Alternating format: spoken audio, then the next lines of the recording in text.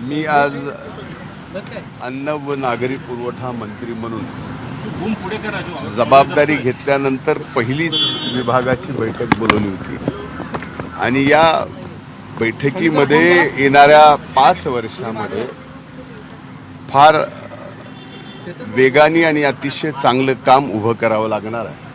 कारण अन्न आणि नागरी पुरवठा हे विभाग म्हणजे फार महत्त्वाची सेवा देणारा विभाग आहे आणि बाकी कोण वेगवेगळ्या पद्धतीनं काही मान्य करत असेल, पण ही सेवा अतिशय व्यवस्थितपणे शेवटच्या लाभार्थ्यापर्यंत जर आपण पोहोचवली तर त्याच्यासारखा आशीर्वाद आणि त्याच्यासारखं पुण्य दुसरं कुठलंच नाही हे समजणारा माझ्यासारखा एक कार्यकर्ता आहे.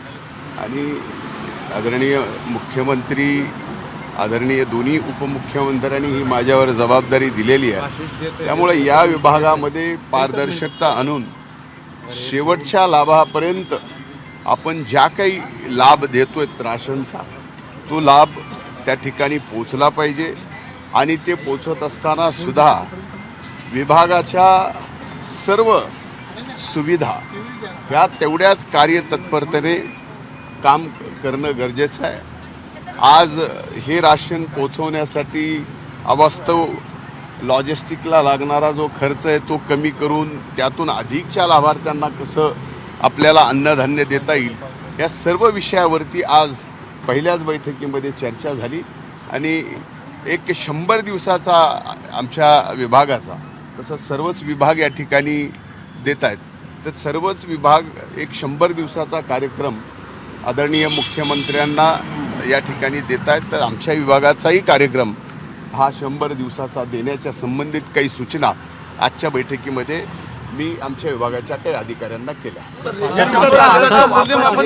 तुमच्यावर आरोपाचा गैरवापर केला जात आहे अशी बातमी सुद्धा मी लोकशाहीने आता उघडकीस आणलेली आहे. इडलीसाठी विशेषतः बड्या बड्या हॉटेल्समध्ये मोठ्या प्रमाणात हा साठा जात आहे रेशनिंगमधून. याला चाप कशा प्रकारे लावला? आता ही बातमी मी ऐकली आहे, आपल्या माध्यमातूनच पाहिली नाही आहे, पण मी ऐकली आहे. याबाबत निश्चितच आम्ही चौकशी करू. मुख्यमंत्र्यांसोबत चर्चा झाली? मुख्यमंत्र्यांशी नाही, मुख्यमंत्र्यांसोबत माझी चर्चा नाही. माझी बैठक आज योगायोगानं याच वेळेला होती, त्याच वेळेला आदरणीय मुख्यमंत्र्यांची सुद्धा बैठक तिथं होती. तर आमचं एक समोरासमोर नमस्कार झाला. आरोप होत आहेत, अनेक आरोप करण्यात आलेले आहेत. संजय राऊत असतील, जितेंद्र आव्हाड असतील, हे तुमचं नाव घेतलेलं आहे. संजय राऊत म्हणतायत की तुमच्या मंडळामध्ये आरोपी आहे. कुणाचं काय काय ऐकू म्हणजे मला कळालं. तुम्हाला जो आरोप होत आहे संजय बघा, राऊतांच्या विरोधात एक असतील, मिनिट. असं पहिल्यांदा म्हणतात की मुख्यमंत्री तुम्हाला पाठीशी घालतायत. एक तर पहिल्यांदा ज्या देशमुखांची निर्गुण हत्या झाली आणि ज्यांनी कुणी हत्या केली त्यांना शासन झालं पाहिजे, ते फासावर गेले पाहिजेत या मताचा पहिल्या दिवसापासून मी आहे. तोही शेवटी माझ्या जिल्ह्यातला एक सरपंच आहे, मलाही त्याच्या बाबतीत तेवढाच आदर आहे.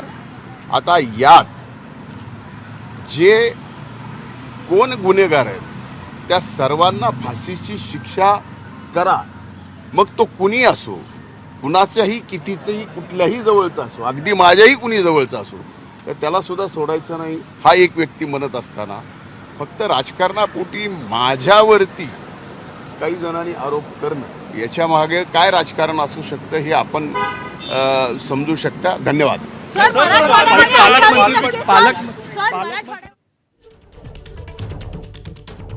तर देशमुखांची हत्या करणाऱ्यांना शिक्षा झालीच पाहिजे असं धनंजय मुंडे यांनी म्हटलेलं आहे. तो कितीही मोठ्या राजकीय वर्दहस्त त्याच्यावरती असला, माझ्याही जवळचा असला तरी सुद्धा त्याला फाशीची शिक्षा झाली पाहिजे असं धनंजय मुंडे यांनी म्हटलेलं आहे. संबंध आहेत का? एक लक्षात घ्या, वाल्मिक करारांची जवळीक सुरेश धसांच्या सोबत होती, माझ्या जवळचे तर त्या आहेतच. त्यांच्यावरती जो गुन्हा दाखल झालेला आहे त्याचीही चौकशी पोलीस या ठिकाणी करते आहे आणि त्या ठिकाणी तीही अतिशय पारदर्शकतेपणानं चौकशी झाली पाहिजे या मताचा मी आहे. त्यामुळं शासन कुणालाही पाठीशी घालत नाही. पण एखाद्याला आत्ता मलाही माहीत नाही मी कधी एवढा मोठा झालो, पण मला आणि माझ्या विरोधात सकाळी बोलल्याशिवाय एखादा दिवस उजळत असेल त्याच्या पलीकडे आपण काय बोलू शकत नाही. सर, मीडिया ट्रायलमध्ये तुमचं नाव खराब केलं जातं. हे बघा, हे सरळ आहे की मीडिया ट्रायलमध्ये माझं नाव खराब करण्यासाठी अगदी मंत्रिपदाची शपथ घ्यायच्या अगोदरपासून मंत्री म्हणून शपथ घेतल्यानंतर विभाग कुठला मिळावा न मिळावा याच्यासाठी आणि त्याच्यानंतर बीडचं पालकमंत्री कुणी व्हावं कुणी न व्हावं, आता हा सगळा विषय मी माझ्या पक्षाचे नेतृत्व आदरणीय अजितदादांकडे आणि राज्याच्या मुख्यमंत्र्यांकडे दिलेत. आता राहिला विषय चौकशीचा, तर चौकशी एवढ्या गतीनं या ठिकाणी चालू आहे ती लवकरात व्हावी. आणि एवढंच नाही तर हे खुनाचं जे प्रकरण आहे ते भयंकर आहे, त्याचा फास्ट ट्रॅक कोर्टामध्ये हा गुन्हा त्याचं चालू केलं पाहिजे. लवकरात लवकर चार्जशीट या ठिकाणी झालं पाहिजे. ज्या त्या गोष्टी निष्पन्न होत आहेत त्या लगेचच कोर्टात पुढे आणून फास्ट ट्रॅकमध्ये हे प्रकरण चालू